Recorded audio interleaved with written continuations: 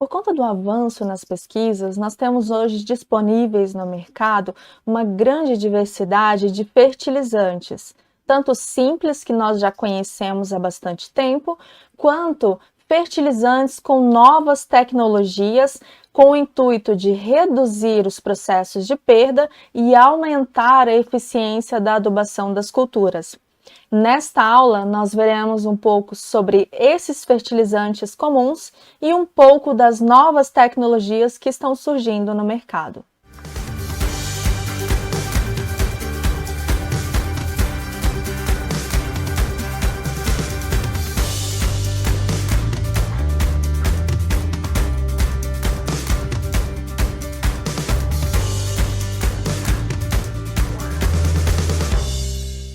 Já que estamos falando tanto de fertilizantes, tipos, tecnologias, é interessante também listarmos algumas características que poderiam ser atribuídas a um fertilizante ideal.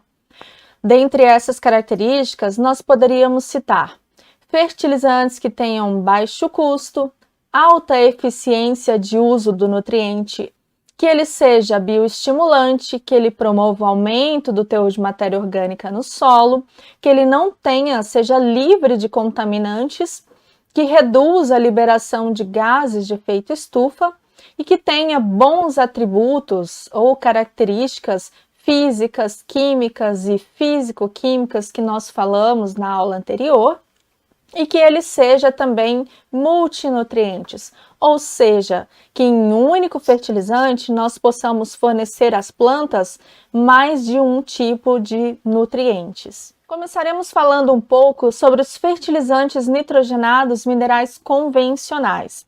Então, como nós já falamos rapidamente na aula de nitrogênio no solo e na planta, nós vimos que todos os fertilizantes nitrogenados provêm da fixação industrial do nitrogênio atmosférico que produz amônia.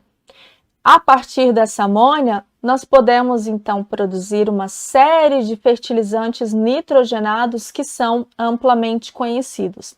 Então perceba que a partir de uma matéria-prima obtida, vão sendo adicionados outras matérias-primas que vão originando inúmeras fontes. Por exemplo, ao adicionar água na amônia, eu terei amônia anidra. Ácido sulfúrico, nós teremos o sulfato de amônio. Adicionando-se dióxido de carbono, produz-se a ureia. Oxigênio, ácido nítrico, e ácido fosfórico, eu tenho o MAP e posteriormente o DAP com mais adição de ácido fosfórico. A partir desse aqui também é possível produzir mais fontes de fertilizantes nitrogenados, como nós podemos ver aqui nesse esquema. Então, teremos as soluções amoniacais, soluções nitrogenadas, outros adubos fluidos que vão variar de acordo com a matéria-prima adicionada, nitrato de amônio, a partir da adição de mais amônia no ácido nítrico, nitrato de sódio, nitrato de cálcio, nitrato de potássio e o nitrofosfato. Nós temos também atualmente, e bastante crescente essa área de pesquisa, muitos fertilizantes nitrogenados de eficiência melhorada. Esses fertilizantes, eles buscam principalmente minimizar os principais processos de perda de nitrogênio no solo e fornecer constante e gradualmente esse nutriente. Quando falamos dos principais processos de perda de nitrogênio, estamos nos referindo sobretudo à volatilização de amônia, muito comum quando utilizamos ureia como fonte de nitrogênio, e a lixiviação de nitrato. Os principais tipos de fertilizantes de eficiência melhorada disponíveis hoje no mercado são os fertilizantes estabilizados, como por exemplo os inibidores de urease, inibidores de nitrificação. Esses inibidores de urease, eles têm uma ação bastante interessante. São componentes ou são elementos químicos, são aditivos que bloqueiam a atividade da urease. Nós temos aí como exemplo a prata, o mercúrio, o cádmio, o cobre, manganês, níquel, zinco, boro, dentre outros. que, ao estar em contato com a enzima, bloqueiam o seu sítio de ação, fazendo com que ela fique inativa. No mercado, nós temos como inibidores de urease hoje, mais comum, o NBPT. Vale ressaltar que, embora nós tenhamos aí muitos elementos químicos, como prata, mercúrio, cádmio, que sejam inibidores de urease, eles não são as melhores opções, porque são elementos químicos tóxicos, e não muito desejáveis de serem adicionados ao solo. Os inibidores de nitrificação, por sua vez, que são o segundo grupo de fertilizantes estabilizados, nós podemos citar aí o DMPP e o DCD, e também tem a nitrapiridina. Esses fertilizantes, eles atuam na redução da oxidação do amônio, que pode retardar esse processo de oxidação do amônio por alguns dias até semanas, variando aí de acordo com a temperatura, disponibilidade de umidade e assim por diante. E dessa forma pode reduzir também perdas por desnitrificação. Um outro grupo bastante utilizado são os fertilizantes de liberação lenta e o outro grupo de liberação controlada. Dos fertilizantes de liberação lenta são considerados aqueles que liberam nutrientes de forma mais lenta que os fertilizantes normais. Entretanto, diferentemente do outro grupo, não há uma caracterização precisa de quantidade, padrão de liberação. Já na liberação controlada, essas informações são um pouco mais precisas. Então, esses fertilizantes, eles liberam os nutrientes de forma mais lenta que os fertilizantes normais, e nesse caso, a gente conhece os fatores que determinam quantidade, padrão, duração de liberação dos nutrientes às plantas. Um exemplo bastante comum disso são a ureia recoberta com enxofre e também ureia recoberta com polímeros. Nós podemos, de maneira bem resumida, dividir os fertilizantes nitrogenados de eficiência melhorada desta forma. Nós temos os convencionais, que foram aqueles citados no início da aula. Temos os estabilizados, mais conhecidos como ureia protegida, que são os inibidores de urease, inibidores de nitrificação. Como inibidor de urease, nós temos o NBPT, inibidor de nitrificação, DMPP, e temos ainda aqueles fertilizantes de dupla inibição, estabilizados de dupla inibição, que unem aí as duas tecnologias em uma só. De liberação lenta, nós podemos citar esses principais 4 tipos aqui, que são a UF, que é a ureia formaldeído, IBDU, isobutidileno de ureia, CDU e também o SCU, que seria uma ureia coberta com enxofre. De liberação controlada, podemos citar esses 2 exemplos, o PSCU, que seria uma ureia revestida com polímero de enxofre, e o PCU, que é uma ureia revestida com outros polímeros. Temos ainda os blends, que o próprio nome já diz, é bastante sugestivo, que é a mistura física dessas tecnologias com os convencionais. Isso é bastante comum em fertilizantes comerciais. Então, há ali uma quantidade de ureia simples, que liberará o nitrogênio logo no início da cultura, e uma outra parte de grânulos com a nova tecnologia, que vão liberar em tempos diferentes, de acordo principalmente com a espessura do polímero ou da proteção física ali do grânulo de ureia. E por último temos o multi-tech, né, que seria aí todas as tecnologias que utilizam vários tipos de fertilizante ou vários tipos de tecnologia em um só. Como, por exemplo, se nós utilizássemos fertilizantes aí que tenha o NBPT, que é o inibidor de ureia, mais a adição de polímeros, tá, que seriam aí de liberação lenta ou controlada. Aqui nessa foto vocês podem verificar um exemplo. Nós temos o corte de uma molécula, de um grânulo de ureia protegida, tá? Então, nessa parte aqui, nós temos a ureia e exatamente essa camada é uma camada de enxofre, tá? Que está protegendo essa ureia, e acima ainda do enxofre nós temos aqui um polímero orgânico fazendo uma proteção física dessa molécula. Nessa foto aqui nós conseguimos ver de maneira melhor ainda, então tudo que está em vermelho aqui é nitrogênio, e essa parte em amarelo é exatamente a camada de enxofre que nós temos efetuando aí então a proteção desse grânulo de ureia, fazendo com que haja então um retardamento desse processo de liberação da ureia. E por ser ureia, consequentemente, tem um grande potencial de diminuir as perdas por volatilização de amônia. Quanto aos fertilizantes fosfatados, todos eles se originam, diferentemente dos nitrogenados, a partir de rochas. Nesse caso aqui, as rochas fosfatadas. Essa rocha fosfatada ela pode sofrer inúmeros tratamentos. Se ela for apenas moída finamente, nós temos aí os fosfatos naturais. Se há adição de outras matérias-primas, como ácido sulfúrico, nós temos os fosfatos naturais acidulados, temos o superfosfato simples e o triplo, quando há uma concentração maior, há uma adição de mais rocha fosfática, o ácido fosfórico, e com a adição de amônia, como nós vimos nos primeiros slides de fertilizantes nitrogenados, nós temos produção do MAP e do DAP, fosfato monoamônio e fosfato de amônio.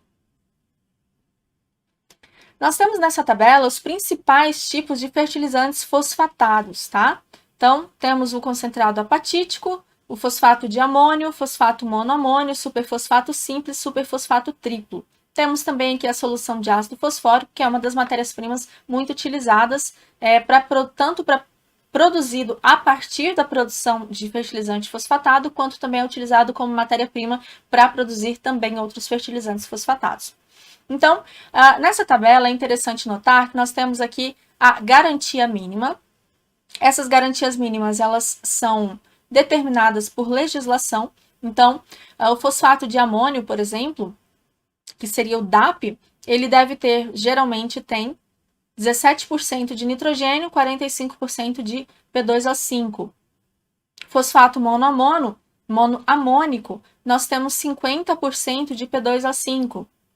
Superfosfato simples, nós temos aí 18% de fósforo de P2O5, e o triplo, por sua vez, nós temos uma concentração bem maior, 41% de P2O5.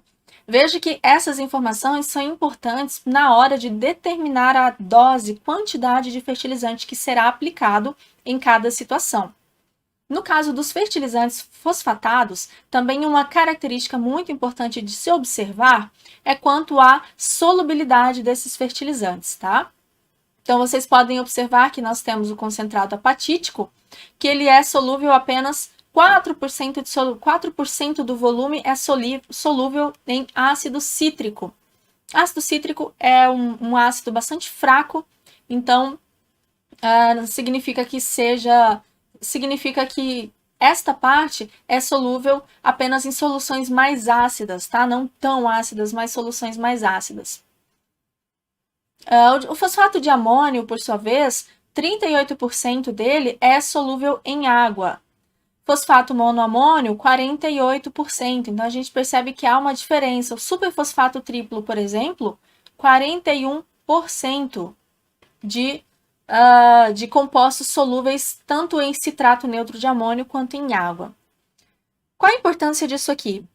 Quando você observa o quanto por cento desse fertilizante é solúvel em água, em citrato neutro de amônio, que é o CNA, ou o ácido cítrico, que é o AC, nós conhecemos a solubilidade desses fertilizantes no campo, tá? Isso infere sobre a sua eficiência agronômica e a sua taxa de solubilidade no campo, tá bom? Então, há uma classificação daqueles mais solúveis para os menos solúveis. Nós poderíamos citar, então, aqueles que são mais solúveis em água, são mais solúveis no solo. Aqueles que são menos solúveis em água e mais solúveis em ácido cítrico, por exemplo, eles serão menos solúveis também no solo. Então, essa informação é importante para que vocês conheçam tanto a taxa de liberação desse nutriente no campo, quanto a eficiência agronômica desse fertilizante. E aí, quanto a isso, nós podemos, então, classificar aqui esses fertilizantes em 4 grupos quanto à sua solubilidade. Então, nós temos os fertilizantes fosfatados de alta solubilidade em água e citrato neutro de amônio. Como exemplo, nós temos super simples, super triplo, o MAP, o DAP. E nesse caso, esses fertilizantes possuem mais de 90% do fósforo total solúvel em CNA, tá? Em citrato neutro de amônio. Então, eles dissolvem-se rapidamente no solo e são praticamente equivalentes entre si quanto à capacidade de fornecimento de fósforo para as plantas, tá? E também esse grupo aqui, juntos, eles representam mais de 90% do fósforo utilizado na agricultura brasileira. O segundo grupo representado pelos fosfatos naturais, são aqueles fertilizantes insolúveis em água e em citrato neutro de amônio. Nesse caso, eles já têm uma dissolução bastante lenta, principalmente se o solo tiver com acidez corrigida, com pH por volta de 6 ou maior que 6. Então, nós percebemos que até o pH do solo vai influenciar a eficiência agronômica desses fertilizantes, tá?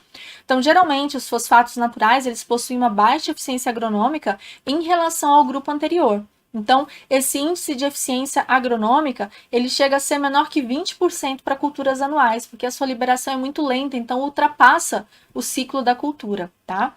Possui, então, liberação em longo prazo, podendo ser mais interessantes quando o objetivo é construção de fertilidade do solo ao longo do tempo, ou quando você está utilizando para pomares ou para outras culturas perenes.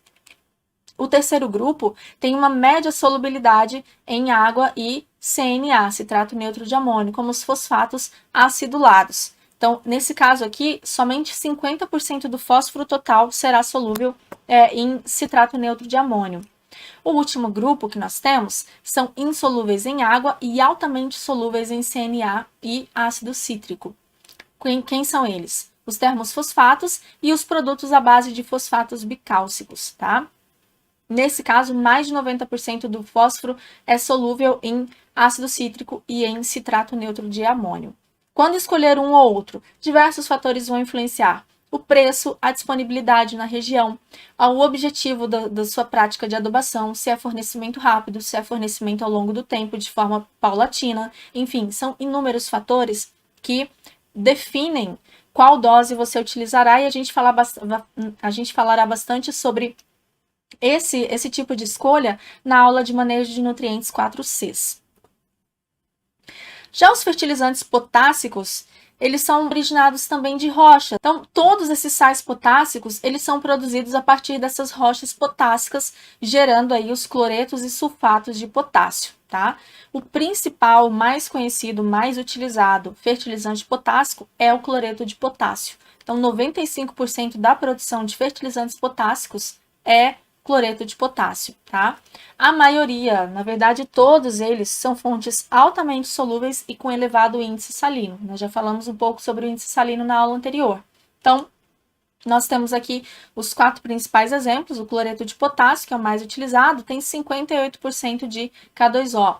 Temos ainda o sulfato de potássio, com uma concentração também considerável, sulfato de potássio e magnésio e o nitrato de potássio. Perceba que todos eles fornecem mais de um nutriente à planta. Então, nessa primeira opção, eu tenho cloro e potássio. Segunda opção, eu tenho enxofre e potássio. Terceira opção, eu tenho 3 nutrientes. Fornecimento de enxofre, potássio e magnésio. E nessa última opção, eu tenho fornecimento de nitrogênio e de potássio. Então, essa composição química também é importante no momento de escolher a fonte que você vai utilizar na cultura.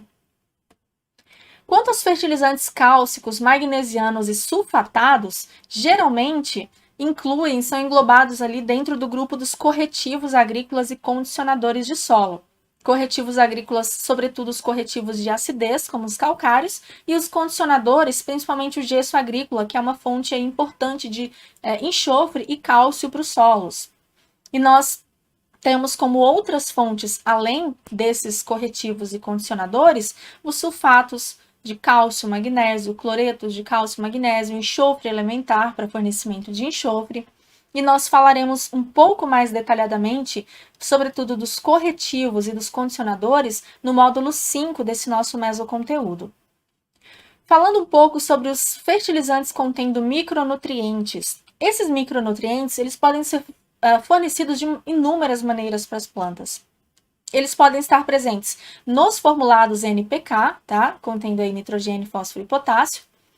Podem também ter outras fontes, como o borax ou ácido bórico, para fornecimento de boro, no caso do cobre, sulfato de cobre, manganês, cloreto de manganês, nitrato férrico para o ferro, molibdato de amônio para fornecimento de molibdênio, e sulfato de zinco para fornecimento de zinco. Aqui nós temos apenas alguns exemplos, pessoal, mas essa lista ela não é exaustiva, há muitas outras opções fora do que nós estamos falando aqui. E as fontes também de micronutrientes, elas são bastante variadas. Então, podemos considerar as fontes inorgânicas, como nós vimos aqui, os cloretos, sulfatos, nitratos, molibdatos, os óxidos, carbonatos. Nós temos também alguns quelatos sintéticos, que utilizam alguns quelatos como EDTA, HDDTA, DTPA, que fazem com que esses micronutrientes sofram menos reações nos solos, evitando aí as suas possibilidades, suas possíveis perdas, né, no solo. Eles ainda podem ser fornecidos na forma de complexos orgânicos, junto com óxidos silicatados e ainda revestidos também nos grânulos de NPK, tá? E não seria a mistura de grânulos, mas sim as misturas granuladas, tá bom? Quanto aos fertilizantes orgânicos, nós poderíamos dividi-los aí de forma bastante simplificada e rápida em fertilizantes orgânicos simples, mistos, compostos, organominerais, biofertilizantes e bocaches. Se vocês buscarem na legislação que fala sobre fertilizantes orgânicos, vocês perceberão que há uma grande quantidade de opções disponíveis, tá? Este orgânico simples, nós poderíamos citar como exemplo os estercos, a cama de frango, cama de aviário, tá bom? São fertilizantes orgânicos que não passaram por nenhum processo industrial. Então, por exemplo, no caso da cama de aviário, cama de frango, nós temos aí esses fertilizantes que são retirados das granjas, eles passam por algum tratamento rápido e depois já são disponibilizados para aplicação no campo. Nós temos os orgânicos mistos, que já seria a mistura de dois simples ou mais, como por exemplo cinzas com torta de mamona. Os compostos já são aqueles fertilizantes orgânicos que já sofreram algum processo físico, químico ou ambos, para que eles possam ser enriquecidos, tá? Um exemplo disso seriam os vermicompostos. Os organominerais, que podem ser incluídos aqui dentro ou a parte desse, tá? Nós temos aí já bastante opções desses fertilizantes no mercado. Os biofertilizantes, que são aqueles fertilizantes geralmente líquidos que foram obtidos da fermentação de resíduos orgânicos, geralmente estercos.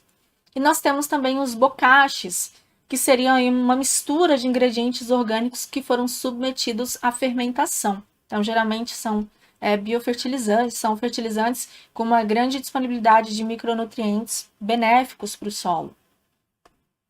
É interessante citar a composição variada desses fertilizantes orgânicos, tá? Eu coloquei aqui uma composição encontrada na literatura, mas que com certeza vai variar de acordo com cada região, com cada tipo de manejo empregado. Então, o esterco bovino, por exemplo, a título de conhecimento, só para termos uma noção, um parâmetro de qual a sua composição, nós temos aí 57% de matéria orgânica, e dentro dessa matéria orgânica temos 1,7% de nitrogênio, 0,9% de fósforo e 1,4% de potássio. O esterco de aves, por exemplo, nós temos 50% de matéria orgânica, 3% de nitrogênio, 3% de fósforo, 2% de potássio. A vinhaça é interessante destacar aqui para alta concentração de potássio, bastante utilizada aí nos canaviais. E o biossólido, tendo 29% de matéria orgânica, ele tem 1,4% de nitrogênio, 0,2% de fósforo e 1% de potássio. É interessante ressaltar que esses fertilizantes, além de terem uma composição bastante variada, eles também não têm uma liberação imediata como a maioria dos fertilizantes minerais. Então, nesse caso, para recomendar a adubação baseado com o uso desses fertilizantes, é necessário vocês considerarem essa taxa de mineralização. O nitrogênio, por exemplo, ele costuma ser liberado 60% no primeiro ano. Então, um exemplo, no caso do esterco de aves, desses 3% aqui, apenas 60% será liberado no primeiro ano e 40% no segundo. Então, isso deve ser considerado. No caso do fósforo, 50% é liberado no primeiro ano e 50% no segundo ano. Isso é uma média, pessoal. Essa média também pode variar, tá? E o potássio, ele já é liberado 100% no primeiro ano. Então, tudo isso deve ser considerado no cálculo de adubação. Então, vai recomendar nitrogênio para uma determinada cultura utilizando esterco de aves, você não deve considerar para o primeiro ano 3% de nitrogênio, você tem que considerar 60% disso aqui. E ao refazer a recomendação de adubação para o segundo ano, quando você for adicionar, além de considerar isso, você tem que relembrar que tem 40% para ser liberado da aplicação do ano anterior. Então, são informações relevantes. Basicamente era isso que nós tínhamos para falar sobre fertilizantes, pessoal. Infelizmente não dá para aprofundar tanto, né? Nós temos que falar de uma maneira um pouco mais superficial, mas é exatamente por isso que eu deixo aí a sugestão de alguns materiais para que vocês façam a leitura, principalmente para aqueles que quiserem aprofundar um pouco mais no conhecimento, em todo esse conceito, todo esse assunto falado até agora, e também em todo o material do Moodle para que vocês consigam realizar as atividades. Nas próximas aulas, nós já começaremos a falar um pouco de maneira mais focada no processo na prática de adubação em si. Até mais!